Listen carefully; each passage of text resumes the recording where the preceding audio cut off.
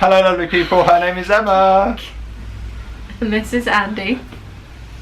And today we are doing the wrap up of the TBR that I gave Andy back in February.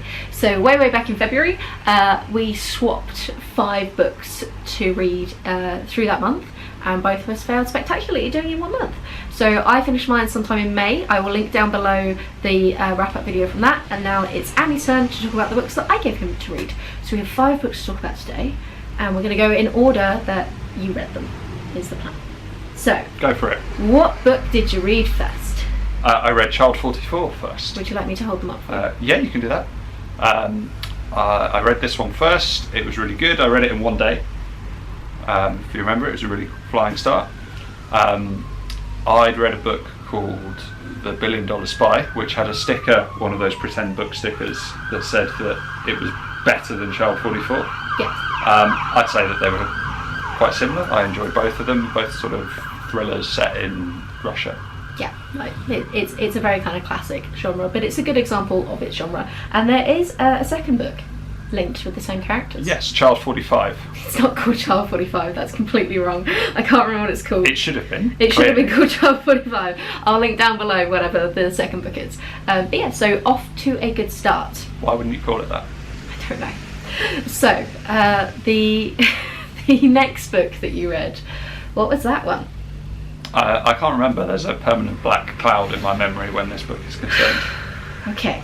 Andy read Station 11 by Emily St. John Mandel, which for the record is one of my all-time favourite books ever, which is why I gave it to him to read. So babe, what did you think to Station 11? Okay, so I object to the use of the verb to read. I prefer suffered. Andy suffered Station 11 because it felt like suffering. It took me a month to overcome this burden that Emma placed upon me, and this, I don't even want to touch it. Actually, you keep hold. Could you hold it further away from me? This put me off reading for a number of weeks, even months, and I'm just now starting to forgive Emma for placing this burden upon me and recover my own passion for reading. To be fair, you made me read I Am Zlatan, which is utter garbage. And to quote Andy, when he finished this book, he said it nearly put him off reading for life. So I think that's a fair reflection on what you did to me. We've established that you didn't enjoy it. Can you articulate why in a way that might inform a reader? Well, just don't read it. What else is there to say? Nothing happened. Nothing happened very slowly. I didn't enjoy any of it. It's pointless.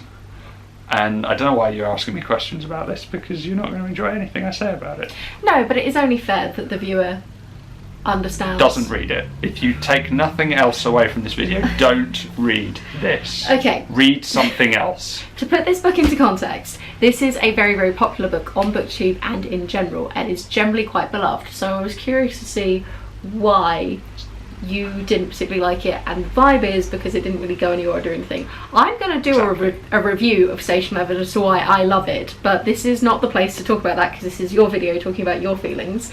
So stay tuned for that at some point, and generally maybe avoid Station 11 if you like to read the kind of books. If you like books. If you like to read the kind of books that Andy likes to read. Books where something happens. So, moving on with a point. From Station 11, knowing full well that you could rant about this for a very long time because we've talked extensively about your dislike of Station 11 over the past few months in preparation for this video. What did you read next, babe? Dislike is not strong enough. Anyway, let's move on to something better.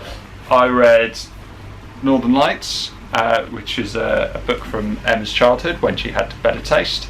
It was very enjoyable, quite simple because it's aimed at children, but I enjoyed it. It's a nice little world that was built, and I can see how you get into this series and keep reading them. Yeah, it is a trilogy, which has now also been made into a BBC miniseries, which apparently is very good, but we don't have a TV licence, so we wouldn't know. But yeah, so good one. Let's pop that over there. Then what did you read next? I read a biography of David Attenborough. An autobiography. An autobiography. Of David Excuse me. Attenborough. This is one I was looking forward to, so I left it towards the end. David Attenborough is a fascinating character anyway, and this goes back into his sort of early television career, which nicely shows the change in how nature programs are made, how television is made generally. There's a lot of technological advances in there, and how zoos get hold of animals. They just send TV crews out to steal them. Oh, they used to. We don't think they do that anymore. Yeah. Conservation's a much bigger deal now than it was in like the 70s and 80s when you just... It had to happen. The zoos presumably didn't have very many animals, so you would ask David Attenborough to go and get one for you, and he would bring it back in a crate, and that's fine. And now the zoos are pretty full. They've got animals. They don't need to do that anymore. Yeah, interesting look. Fantastic book. Yeah, good one. If you are thinking of reading Station 11, read this instead. Okay, and then the final book that you read was... Catch-22. By... Joseph Heller. So what do you think of this? I enjoyed this. This is one that I've wanted to read anyway. So which was why I picked it. Yeah. I was nice. Yeah, it's very good. It's silly and repetitive with very serious, thoughtful chunks.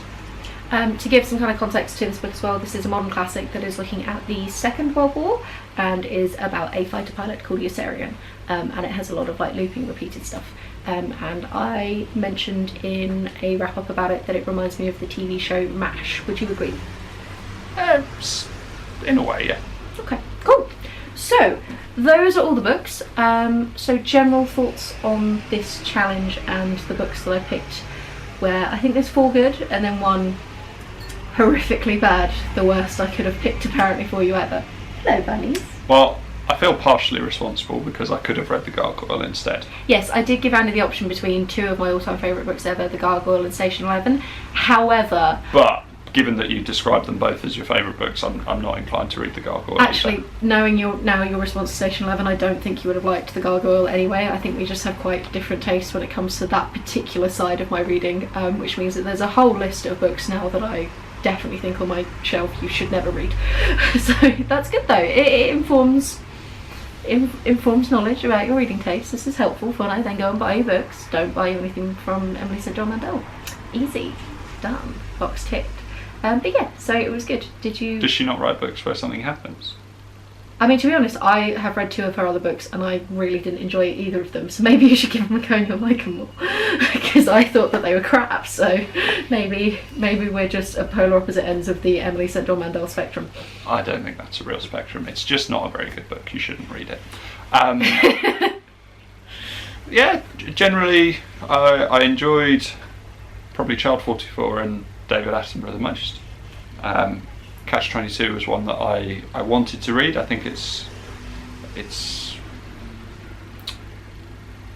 probably not unique, but it's a very early example of that sort of humour. Mm-hmm. Yeah. So it was something I wanted to read and I enjoyed it. But yeah, David Attenborough and Child 44 were probably the highlights for me. Yeah, and to be honest, I read thrillers and biographies, yeah, so exactly. you picked good examples of both of those. Yeah, I think if I had to predict, they were very comfortable. What you would have liked, which is very easy to do after I've just told you why. But you know, the Child 44 was always going to be a solid one because like, you know, one of your books that you enjoyed was like, it's like this but different. Well, I think it's a bit better. And then you expressed a real interest in reading David Attenborough at some point. And like you say, like, thrillers and biographies are definitely your thing. Whereas I think when we did the challenge with my reading, there were some quite big surprises in what I enjoyed the most out of that. You weren't expecting to enjoy that. I picked better than you did. I think my reading taste is just harder to pin down, but there we go.